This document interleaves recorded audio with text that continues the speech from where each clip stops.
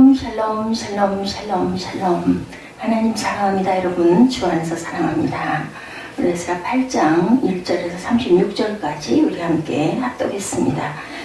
지난 그 7장에서 어땠어요? 지도자에 대해서 에스라를 생각하면서 에스라 그 지도자에 대한 것을 계속 우리가 살펴봤는데, 첫째는 지적인 준비가 되어 있어야 하는데 6절에 야훼께서 주신 바 모세의 율법에 익숙한 학사다. 그 7장 6절에 보면은 그렇게 나타나 있죠.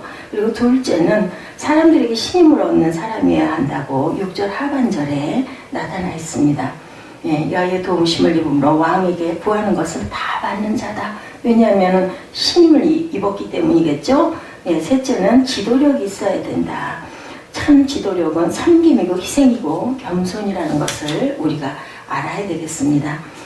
완벽할 수는 없지만 어떤 이는 성경은 많이 하는데 사람들에게 신임을 얻지 못하고 덕을 세우지 못함으로 해를 끼치는 사람들이 있습니다.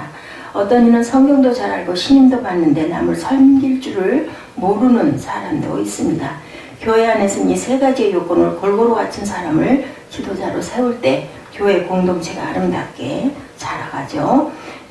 저와 여러분들은 이러한 섬기고 사랑하고 또한 이렇게 남을 세울 줄 아는 그러한 저와 여러분들이 되셔야 되겠습니다. 그리고 하나님은 하나님의 일을 위해 사람을 붙여주신다는 것을 우리가 또한 알아야 되겠는데, 에스라에게 아닥사다 왕을 붙여주시고 스룹바벨에게 고레스를 요사닥의 아들 예수와 또 다른 형제들을 붙여주시고 스룹바벨이 힘들어할 때 학개와 스가랴를 붙여주셨죠.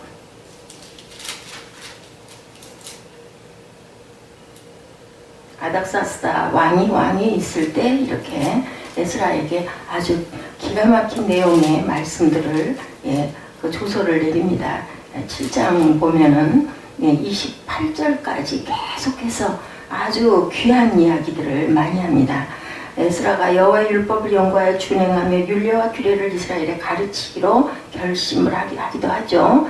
그래서 14절에 보면 너는 내 손에 있는 내 하나님의 율법을 따라 유다와 예루살렘의 형편을 살피기 위하여 왕과 7 자문관을 보냄을 받았으니 왕과 자문가들이 예루살렘에 거하시는 이스라엘 하나님께 상심으로 드리는 은금을 가져가라고 이야기를 하죠. 그리고 왕과 왕자를 위해서 나와 왕자를 위해서 네가 열심히 기도해 달라고 이야기를 합니다. 그리고 28절에 7장 28절입니다. 또 나는 왕과 그의 보좌관들 앞에 왕의 권세 있는 모든 방백의 앞에서 은혜를 얻게 하셨다. 내 하나님 야훼의 손이 내 위에 있으므로 내가 힘을 얻어 이스라엘 중에 우두머리들을 모아 나와 함께 올라오게 하였느니라. 이렇게 해서 하나님을 그 송축하는 내용을 이렇게 조서를 내려서 이야기하는 부분을 우리가 봅니다. 에스라에게 이렇게 아닥사스다 왕을 붙여준 내용이 7장 11절에서 26절까지 계속해서 나타나고 있죠. 그리고 에스라를 예루살렘으로 귀환시킬 때 왕의 권세를 주어서 보냅니다. 성전을 건축하는 일과 재건안을 위해서 물질적 후원을 해주고 유대인들을 법적으로 통솔할 수 있는 권한까지 부여해 주셨죠. 그래서 에스라의 여호와 신앙 회복 운동은 성공할 수가 있었다. 왕이 절대적으로 신임하고 밀어줬습니다. 모든 것 필요한 것은 네가 다 가져다 써라. 그리고 22절에 보면 은은 100달란트까지 밀은 100고루까지 하늘의 하나님이 명령하신 것은 삼가 행하라. 어찌하여 진노가 왕과 왕자의 나라에 임하게 하랴. 절대로 그런 일이 없도록 필요한 거 다 갖다 쓰라고 얘기합니다. 내가 너에게 이르노니 제사장들이나 레위 사람들이나 노래하는 자들이나 문지기들이나 느비님 사람들이나 혹 하나님의 성전에서 일하는 자들에게 조공과 관세와 통함세 받는 것은 옳지 않으니라. 하나님 일하는 사람들에게는 어떤 세금도 받지 말라고 이렇게 아주 완강한 여러 가지 조서의 내용이 7장 전체에 11절 이하부터 나타나 있는 것을 봅니다. 이렇게 에스라에게는 아닥사스다 왕을 붙여줌으로 인하여서 이렇게 에스라가 하나님 말씀을 잘 가르칠 수 있게 하였고 모든 것을 성공리에 왕의 권세까지 줌으로써 물질도 후원해 줌으로써 유대인들을 법적으로 통솔할 수 있는 권한까지 부여해 줍니다. 그래서 여호와 신앙 회복 운동이 성공을 했습니다. 만일 에스라에게 아닥사 왕이 도움이 없었다면 그의 사역도 실패할 수밖에 없었을 겁니다. 하나님의 일을 위해서 하나님께서 아닥사스라고 하는 왕을 붙여주신 것처럼 야훼 하나님께 택한 백성을 찾으시고 가나안 땅에 들여놓으시기 위해서, 그리고 하나님의 나라 건설을 위해서 주의 종들이 원만하게 일할 수 있도록 그에게 필요한 사람을 붙여주셨다는 것을 우리가 알게 되었습니다. 주의 종들의 사역을 할 때 어떤 성도들은 물질로, 어떤 이는 몸으로, 어떤 이는 기도로 합력하여 선을 이룰 수 있도록 하나님께서는 사람들을 이렇게 붙여주시죠. 이렇게 하나님들의 일꾼들을 붙여주시는 하나님의 은혜를 우리가 생각을 해야 되겠고, 불의한 일에 연루되고 개업되어 불행한 이름을 남기지 않는 저와 여러분들이 되셔야 되겠습니다. 주의 나라를 건설하고 영혼 구원하는 일 위해서 부름받은 종들을 합력하여 동역자가 되어서 귀한 일에 쓰임을 받아 하나님께 영광을 돌릴 수 있는 저와 여러분들이 되셔야 되겠습니다. 이제 오늘 본문은 8장입니다. 이스라엘 백성들의 제2차 귀환을 다루고 있죠. 2차 귀환은 BC 458년에 바사왕 아닥사스다 1세 때 이루어졌습니다. 그때 인솔자는 또한 에스라입니다. 아닥사스다 왕은 에스라를 굉장히 신임을 했어요. 아주 그 율법과 학문에 능통한 사람이라고 7장에 아주 계속해서 칭찬을 하죠. 모든 주권과 권세를 다 줬습니다. 그때 인솔자가 또한 2차 귀환 때도 에스라였는데 1차 포로 귀환은 스룹바벨이 인도를 하죠. 그 후 약 80년 만입니다. 이때 바사 제국에 살고 있는 유대인들은 거의가 바사 태생들입니다. 유대인 2세들이죠. 유대인들은 바사 나라에 기반을 닦아놓고 있었기 때문에 사는데 지장이 없을 때였습니다. 예루살렘에 돌아갈 열망이 별로 없었죠. 포로 2세들은 포로 1세대처럼 고향에 대한 향수도 당연히 없겠죠. 그 자녀들이기 때문에. 그리고 예루살렘 성전에 올라가지 못하는 대신에 회당을 만들어 거기서 하나님께 예배를 드리고 있었고, 성전 중심으로 살던 사람들이 포로 시기에는 회당 중심으로 살면서 하나님을 섬겼고 성경도 배웠습니다. 회당 중심으로 살았던 유대인들을 가르쳐 디아스포라라고도 불렀죠. 고국에 가서는 해야 하지만 열망이 대단치가 않았다라는 겁니다. 왜냐하면 그 나름대로 자리를 잡고 잘 살고 있었기 때문에, 따라서 예루살렘 성전에 대한 열망도 별로 가고 싶어 하지 않았다. 이러한 때 에스라 또는 몇몇 신실한 유대인들의 노력으로 당시에 바사왕 아닥사스다 1세의 조소를 받아낼 수가 있었던 것입니다. 유대인들로 예루살렘으로 돌아가게 함과 성전을 재건하는 일과 야훼 신앙의 부흥을 이루는 일을 위해서 재정적인 지원까지 아닥사스다 왕이 해주죠. 7장 전체에. 이것은 크나큰 하나님의 역사고 하나님 백성을 사랑하시는 하나님의 구원의 섭니다. 사람이 한 것이 아니라 하나님이 아닥사스다 왕 고레스의 마음 다 이렇게 움직이셨다는 거죠. 이때 2차 포로 귀환에 참여한 사람의 숫자와 명단이 1절부터 14절까지 기록되어 있는데, 남자가 도합 1773명이 나타나 있습니다. 8장입니다. 오늘은 14절까지. 비고와 자손 중에서 우디와 사부시나 그와 함께 있는 남자가 70명이 있느니라 이렇게 나타나 있죠. 그리고 이 2차 귀환 때는 약 9,000명, 1차 포로 귀환에 비해서 약 5분의 1밖에 안 됐습니다. 이들이 고향으로 가기를 자원한 자들이다 라고 나타나 있죠. 만국의 슬픔을 안고 타국에 온 지 120년, 이들은 이미 국가도 없고 고향도 모르고 조상도 알지 못하는 낯선 이방인이나 다름이 없었죠. 우리 미국에 보면 이민 2세들은 머리나 얼굴은 한국 사람인데 말투나 하는 그 모든 행동들은 한국 사람이 아닙니다. 이렇게 완전히 미국인처럼 닮아가는 것처럼 타국의 뿌리를 내리고 있었지만 가정적으로 사회적으로 안정을 찾았던 그러한 때였다. 어쩌면 거기에 그대로 있는 편이 그들은 더 편안할지도 모를 그럴 때였습니다.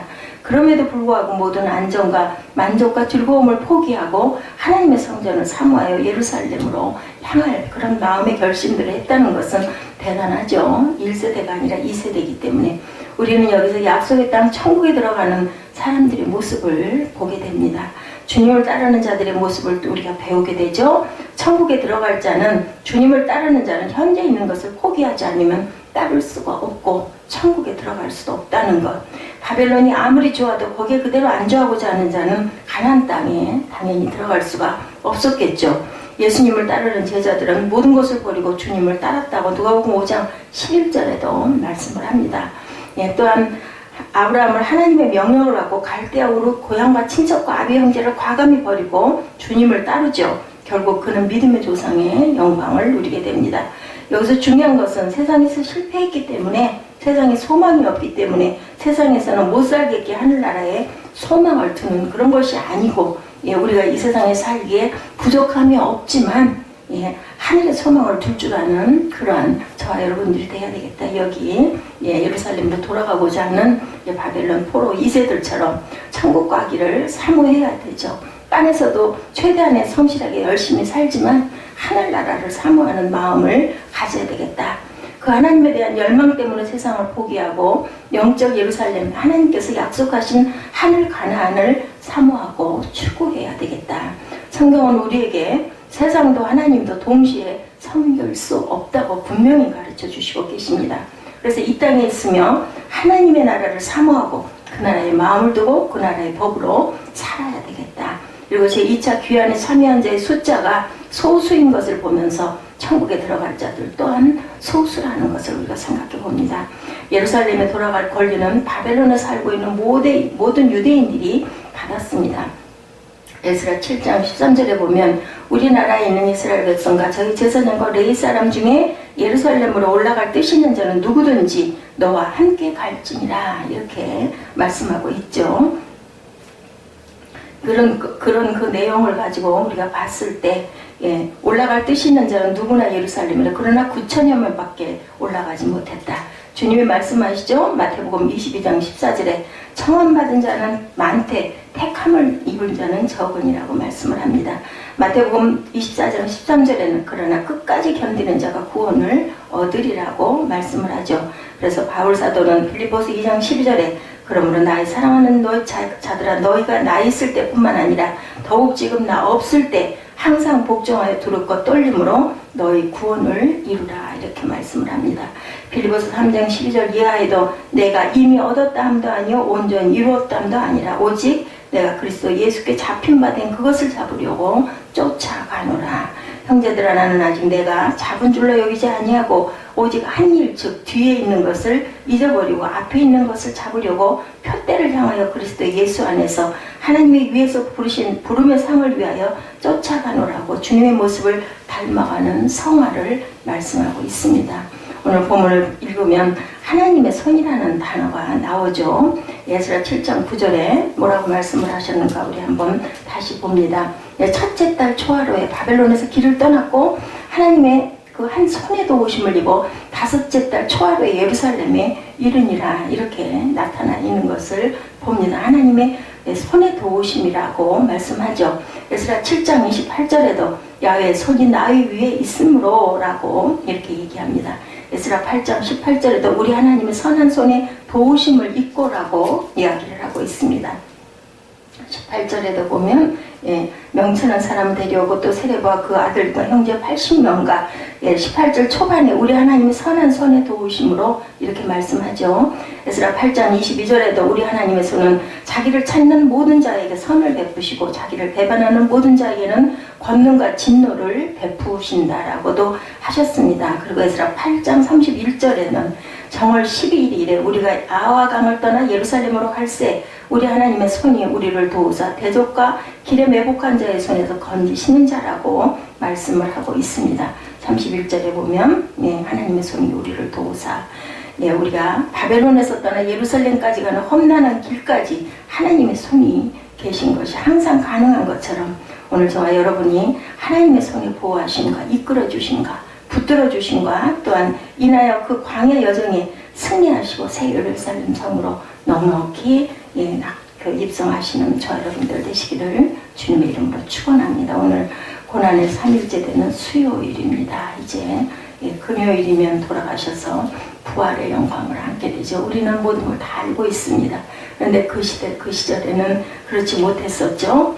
주님의 그 사랑 선물입니다. 우리에게 십자가에 못 박혀 물과 피를 다 우리에게 그 죄를 사하여 주시고 또한 그것으로 인해서 부활하심으로 새 생명을 주신 하나님의 은혜, 예수님의 사랑, 그것을 깊이 생각하시고 새 예루살렘에 입성하시는 그 마음, 오늘 2차 교환자들과 성전 봉헌 봉사자들 에스라 8장 1절에서 36절까지 내용을 7장까지 살펴보면서 우리 함께 말씀을 나눴습니다. 하나님께서는 하나님의 일을 하는 사람들에게 항상 사람을 붙여주신다는 것, 그 대상이 내가 될 수도 있고 또한 여러분들이 되실 수가 있습니다. 항상 신실한 섬김을 가진 그러한, 그리고 주변을 밝게 빛나는 아름다운 사랑을 나누는 저와 여러분들 되시기를 주님의 이름으로 축복합니다. 기도하시겠습니다.